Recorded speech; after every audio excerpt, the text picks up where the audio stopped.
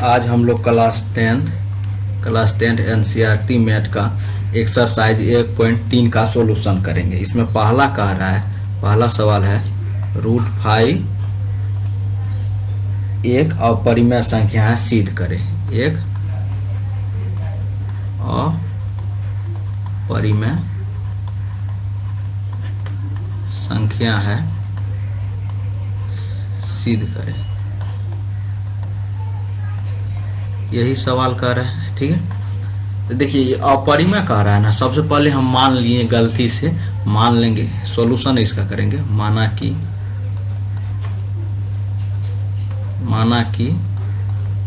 √5 एक परिमेय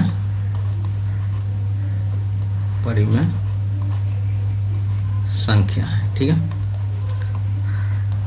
जानते हैं हम कोई भी परिमेय संख्या है वो P/Q के रूप में लिख सकते, यानी P/Q बराबर √5 यहाँ लिख देंगे। लेकिन ये इसका सबसे सिंपलेस्ट फॉर्म है, यानी यहाँ पर लिखे HCF PQ बराबर 1, माने दोनों में कोई उभयनिष्ठ गुणनखंड नहीं है। अगर है तो वो हम काट दिए हैं, कैंसिल आउट कर दिए हैं, ठीक है। देखिए दोनों तरफ स्क्वायर करने पे, दोनों तरफ वर्ग करने पर, देखिए ये चीज जो लिख रही है यहां लिखेंगे, जहां HCF बराबर PQ बराबर 1। ये लिखना काफी इंपॉर्टेंट है, ये कभी नहीं छोड़ना है, ठीक है। दोनों तरफ वर्ग करने पर, तो P²/Q² बराबर √5 को स्क्वायर करेंगे तो रूट हट जाएगा, यानी 5। P² बराबर 5 × Q²। देखिए यहाँ पे 5 जो है, 5 एक आभाज्य संख्या है, यानी P² को अगर 5 से विभाजित है तो कोई भी, अगर देखिए किसी संख्या का वर्ग, अगर एक थ्योरी है, यदि नोट स्टार पॉइंट है, किसी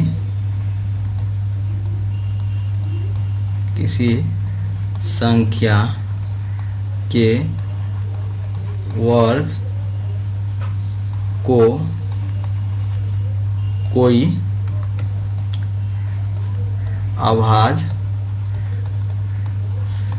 संख्या पूर्णतः विभाजित करेगी, विभाजित करती है, तो वह उस संख्या को भी विभाजित करेगी।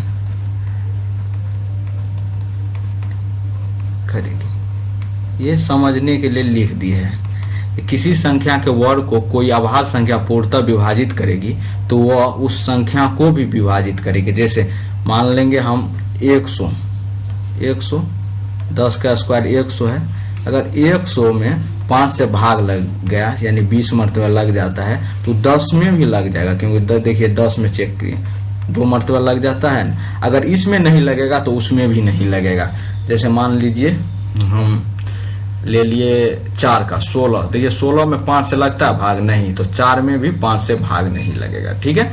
यही इसका कंसेप्ट है, ठीक है। ये लिखना नहीं है, समझने के लिए हम लिख दिए हैं, ठीक है। तो यहाँ पे देखें, लिखेंगे यहाँ P² को 5 विभाजित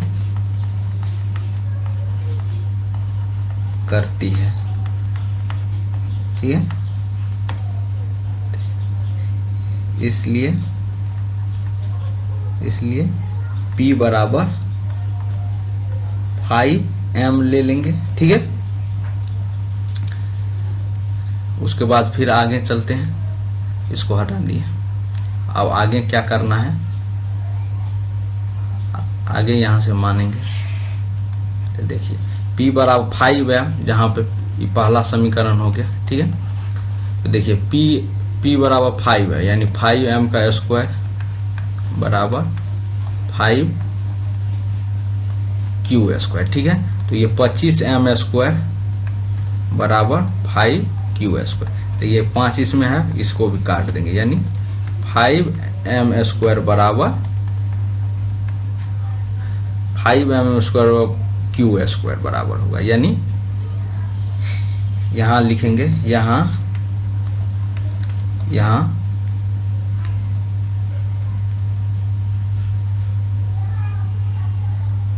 इसको कैंसिल आउट कर देते हैं ताकि लिखने में कोई प्रॉब्लम ना हो, ठीक है। यहाँ क्यू स्क्वायर को भी 5 विभाजित करती है, ठीक है। इसलिए क्या मानेंगे, Q बराबर 5n, ठीक है। तो ये दूसरा समीकरण हो गया, इसमें इसका मान देंगे तो क्या होगा, 5m स्क्वायर बराबर, देखिए यहां पर भी 5 विभाजित करता है, तो क्या हमको निष्कर्ष निकला, ये यहाँ पे नहीं देंगे, इस पे निष्कर्ष ये निकला। तो देखिए वहां पे जो कैसे हम माने थे, जो P और Q में कोई उभयनिष्ठ गुणनखंड नहीं है, यहाँ पर भी P में भी 5 उभयनिष्ठ गुणनखंड निकल गया और यहाँ पर Q को भी 5 विभाजित करती है। इस प्रकार क्या हुआ, P और Q का HCF यानी HCF ऑफ PQ कितना हुआ, 5 हो गया, जो विरोधाभास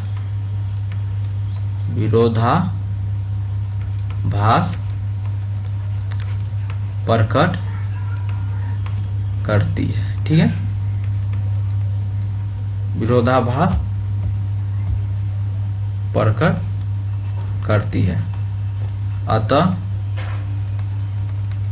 √5 एक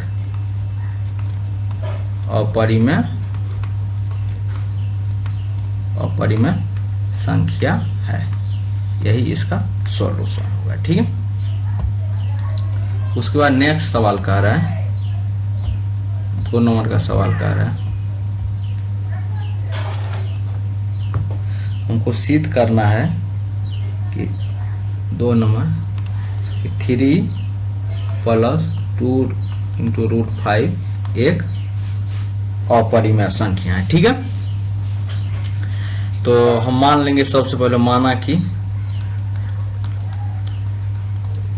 3 + 2 √5 एक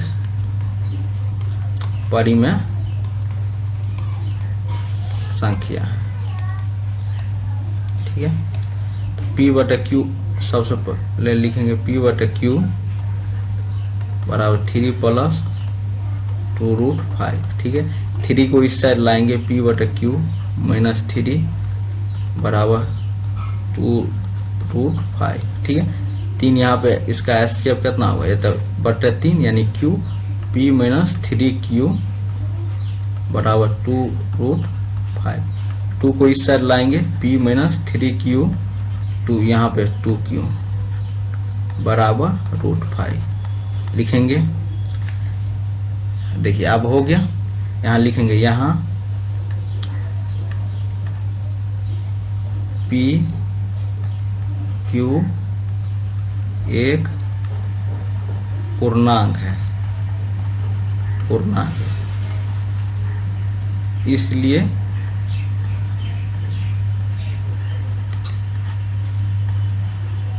P - 3Q / 2Q भी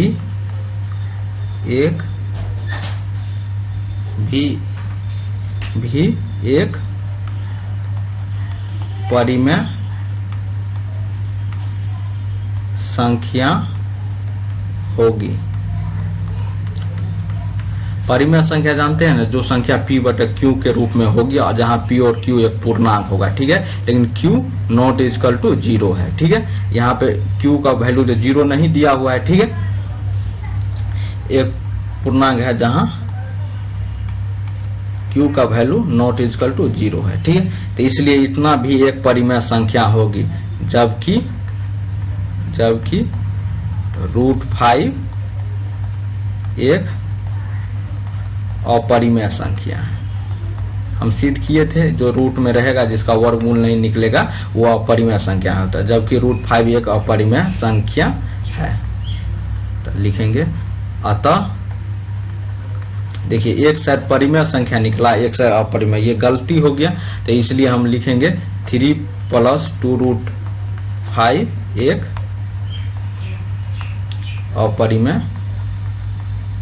अपरिमेय संख्या है। यही इसका सॉल्यूशन होगा। ठीक है, अब नेक्स्ट सवाल कह रहे हैं 3 नंबर का। देखिए 3 नंबर में देखिए सबका बाकी जो भी फॉर्मेट होगा, जो सिंपली फॉर्म जैसे √2 √3 √5 जो एक टर्म वाला होगा, एक होगा देखिए आपको, बाकी टर्म होगा या 2√5 या 1/√2, इस टर्म का जो भी रहेगा देखिए ये सब एक टाइप का जो 1 नंबर का सॉल्यूशन किया वैसे हम बना लेंगे। अब बाकी जो सब होगा सब इसी टर्म में होगा, बाकी जैसे सॉल्यूशन कर देंगे उसके बाद ये जो टर्म लिखना है यहाँ पे जो आएगा उसको यहाँ पे लिख देंगे। अभी एक परिमेय संख्या है जबकि इतना, इस साइड वाला को फिर यहाँ पे लिख देंगे, जो वैल्यू होगा एक पर आता इतना एक परिमेय संख्या, ऐसे करके हमको सिद्ध कर देना है। तो एक ऐसे टर्म होगा या एक रहेगा जैसे मान लीजिए यहाँ पे एग्जाम्पल दिया हुआ 6 + √2। तो देखिए तो इस टर्म का रहेगा तो सबसे पहले यहाँ पे P/Q बराबर लिखेंगे। देखिए तो सबसे पहले यहाँ पे नीचे कर लेते हैं स्क्रॉल डाउन। तो देखिए अगर हिंट कुछ देते हैं, ठीक है, देखिए जैसे √2 √3 मेनली √5 या कुछ √7 है, जैसे एक टर्म वाला रहेगा जिसका वर्गमूल नहीं ये पूछेगा, तो जैसे 1 नंबर में सॉल्यूशन की है वैसे इसको बना लेना है। ठीक है, अगर लिख दे हमको ऐसे 1/√2 तो ये भी उसी का टर्म है देखिए ये, और अगर लिख दे √6√2 3√2 कुछ भी दे दे, लेकिन आगे में कोई संख्या गुना रहेगा, जैसे इसको लिख सकते नहीं 1 गुनी 1/√2। ठीक है, इस सब का टर्म रहेगा तो हमको सीधा लिखना P/Q बराबर जो ये मान लेते हैं 1/√2। ठीक है, यहाँ पे लिखेंगे तो दोनों का स्क्वायर P² / Q² बराबर लिख देंगे 1/2 आ गया, P² बराबर 2 × 2P² बराबर Q²। तो यहाँ पर भी जो पहले में लिखेंगे यहाँ P², यहाँ Q² 2 से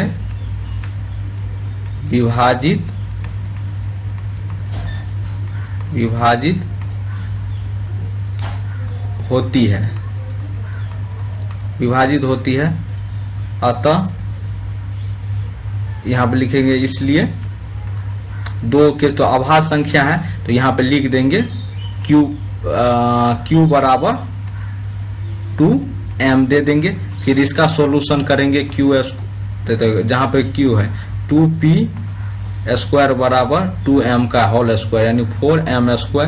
देखिए यहाँ पे 2 कैंसिल आउट हो गया तो P² भी 2m² को विभाजित करता है, तो यहाँ P² 2 से विभाजित होती है। तो लिखेंगे यहाँ HCF दोनों का कितना होगा, PQ का कितना हो गया 2 हो गया। ठीक है, तो जो कि विरोधाभास करता है, जो कि विरोधाभास प्रकट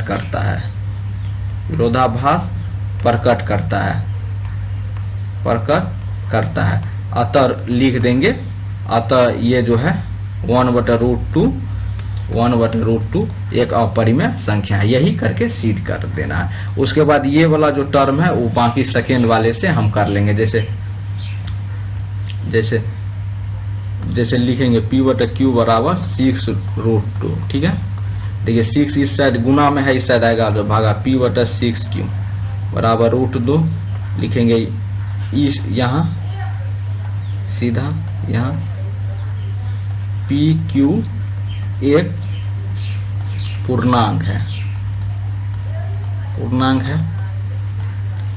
जहां Q नॉट इजकल टू 0 है। ठीक है, तो P/6Q एक, इसलिए P/6Q एक परिमेय संख्या होगा। ठीक है, परिमेय संख्या होगा जब, लेकिन √2 एक अपरिमेय संख्या है। ठीक है, तो अतः लिख देंगे 6√2 एक अपरिमेय संख्या है। यही इसी तरह से हम सबका सॉल्यूशन कर लेंगे।